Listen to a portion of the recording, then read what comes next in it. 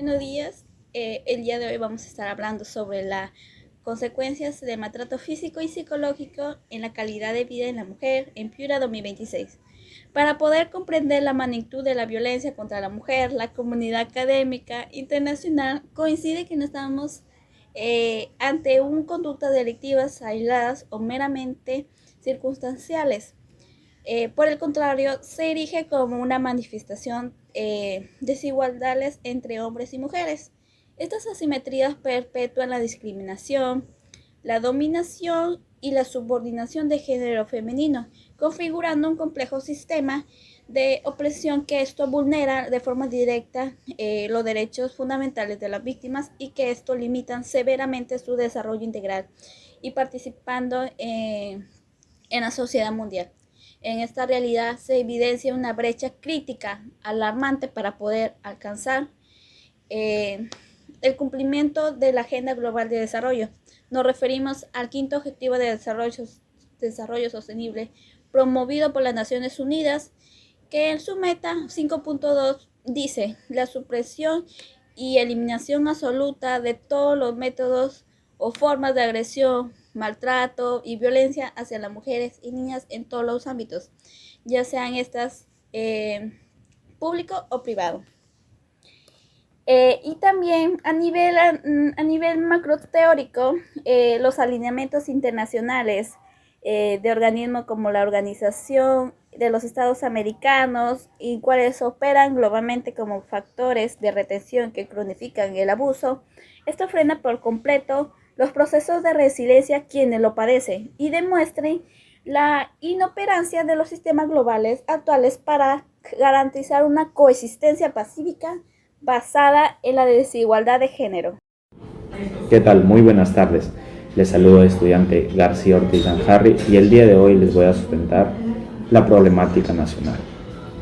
En el Perú refleja una alarmante consistencia de problemas estructurales globales. Si analizamos los registros oficiales del INEI, encontramos que un volumen críticamente alto de ciudadanas peruanas, concentrado de manera preocupante en etapas jóvenes y adultas, declara haber sido un objeto de conductas agresivas dentro de su propio entorno de convivencia familiar.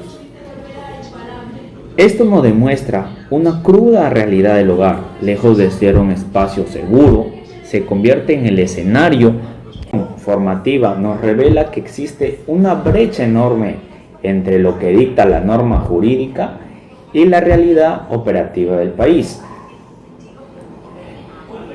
Los hallazgos del estudio ratifican que el peligro se intensifica debido a dos factores críticos y nacionales.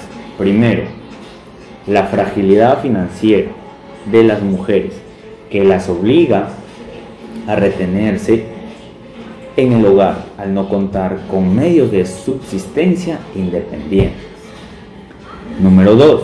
Las graves omisiones y vacíos en la aplicación de las garantías jurídicas por parte de los operadores de justicia. Para concluir, esto provoca un fenómeno de revictimización y desconfianza sistemática. A pesar de contar con leyes avanzadas en el papel, los indicadores estadísticos nacionales no descienden. Esto pone de manifiesto que las estructuras institucionales del Perú siguen mostrando serias limitaciones para proteger la salud mental. Muy buenas tardes, profesor y compañero. Yo voy a hablarles sobre lo que es la problemática local. Para empezar ello, en el ámbito de la realidad problemática local, enfocado geográficamente en la región de Piura, el panorama se torna aún más crítico debido a deficiencias estructurales específicas de la zona. Al examinar la situación judicial local se ha identificado retos operativos severos y limitaciones críticas en la magistratura de Piura. Las investigaciones fundamentadas académicas demuestran que las fallas en la gestión interna de los juzgados restan total efectividad a las disposiciones de protección dictadas, lo que significa que los mecanismos de la ley número 30364 no logran garantizar un amparo integral, oportuno y real para las víctimas locales. ¿Qué quiere decir con esto? Que estas carencias del sistema institucional se ven profundamente agravadas por lo que son las condiciones sociodemográficas de la región, tales como en distritos periféricos como los de Castilla. Se han corroborado empíricamente que la vulnerabilidad social y económica de las mujeres eleva drásticamente el peligro de sufrir agresiones corporales recurrentes de alta lesividad. Asimismo, el estudio de Chávez Ayala destaca una brecha determinante entre las zonas urbanas rurales de Piura, en la cual el sector rural fue harto arraigo de roles de género tradicionales o provoca una normalización silenciosa del maltrato psicológico, siendo catalogado por la comunidad como algo común en el matrimonio. ¿Qué quiere decir con esto? De que este tipo de prácticas no hacen más que fomentar lo que es la violencia en estos tipos de distritos rurales. Esto destruye la autovaloración de la mujer de forma invisible, impidiendo su capacidad de respuesta ante el abuso y el maltrato, de cierto modo volviéndolas más sumisas y haciendo que tengan toleradas este tipo de conductas. Muchas gracias. Las preguntas sobre sus temas a desarrollar. La formulación de la interrogante del eje conductor de nuestro trabajo, centrándose en la pregunta principal: ¿en qué medida los elementos sociodemográficos y carencias en la ejecución de la ley número 30364 repercuten en la continuidad del ciclo de agresiones como hacia la población femenina de Piura? Este interrogante no es una simple duda metodológica, es el reflejo de un problema multidimensional que buscamos desglosar mediante sus temas teóricos y operativos claves basados en la realidad piurana. Para poder responder a nuestra exposición, vamos a poder desarrollar sus temas esenciales. Primero tenemos que analizar los factores sociodemográficos como la pobreza y la dependencia económica en la autoaceptación y generan nexos afectivos patológicos. Segundo, estaremos evaluando el componente psicológico, investigando cómo el maltrato continuo comienza a poder destruir la autoaceptación y que esto genera nexos patológicos, en la que esto impide la ruptura de una relación abusiva. Y finalmente, nosotros vamos a poder abordar al subtema del sistema de salud del MINSA, que esta pregunta nos guiará a evaluar críticamente si el soporte del Estado realmente mitiga el daño o que puede perpetuar a un peligro que esto revictimiza a la mujer. Como definición tenemos para abordar científicamente esta investigación, es indispensable conceptualizar de forma rigurosa las dimensiones de la violencia, tipificadas en la ley número 30364. En primer lugar, la violencia física se define como cualquier acción u omisión que cause daño corporal, lesión, enfermedad que ponga en riesgo la integridad física de la mujer. Epidemiológicamente, según la OMS, abarca desde empujones y bofetadas hasta conductas de alta lesividad como golpes directos, quemaduras en el uso de armas, dejando huellas somáticas medibles, cuyo desenlace extremo es el feminicidio. En segundo lugar, la violencia psicológica opera de manera intangible, progresiva y destructiva sobre la conducta psíquica y la autoestima. Consiste en conductas directas o indirectas que causan daño emocional y disminuyen la autovaloración emocional o buscan controlar a la víctima mediante la humillación, los insultos restrictivos, el aislamiento forzado y la manipulación afectiva. Clínicamente se asocia con la depresión confiada, la ansiedad y la indefensión aprendida.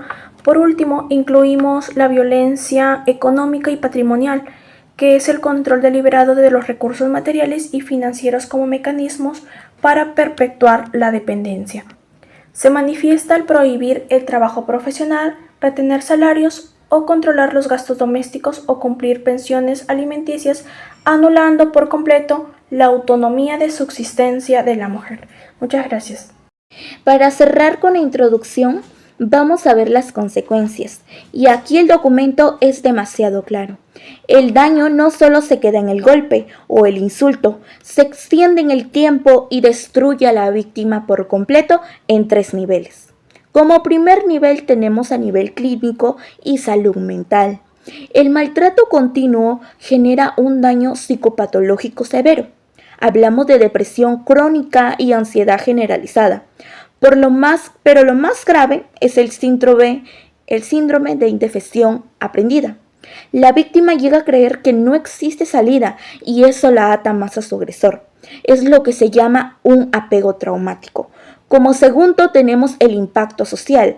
La violencia es una estrategia de control. El agresor aísla a la mujer y rompe sus lazos con su familia, sus amigos, su trabajo. Es decir, la deja completamente sola sin ninguna red de apoyo. Y sin esa red, ella pierde la fuerza y los recursos para denunciar y escapar de su agresor. Como tercer y último bloque, y no menos importante, tenemos el bloque del proyecto de la vida. El miedo constante y la pérdida de autonomía cancelan absolutamente todo, es decir, los estudios, el trabajo, las metas personales. La mujer deja de proyectar a un futuro. Toda su energía se concentra solo en sobrevivir cada día dentro de ese hogar violento. Y ahí se anula la autorregulación.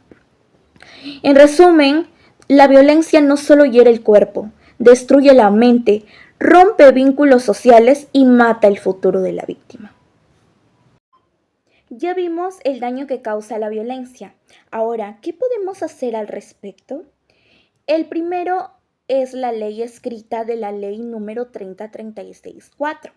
Esta ley existe para prevenir, sancionar y erradicar la violencia, pero no basta con que solo exista, sino también hay que capacitar a las mujeres para que conozcan la ruta de denuncia, es decir, dónde está el CEM, cómo actuar en comisarías y fiscalías y sobre todo, y muy importante, difundir sus derechos y las medidas de protección que la ley les da o les otorga.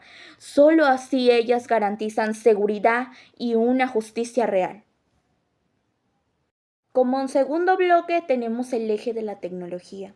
Hoy un celular puede decirse que es nuestro salvavidas.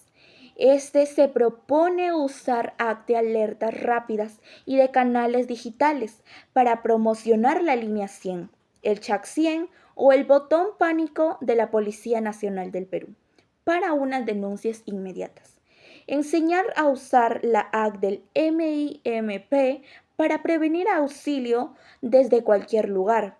Y en Piura, específicamente, difundir plataformas de soporte emocional online para que ninguna víctima se sienta sola mientras busca ayuda.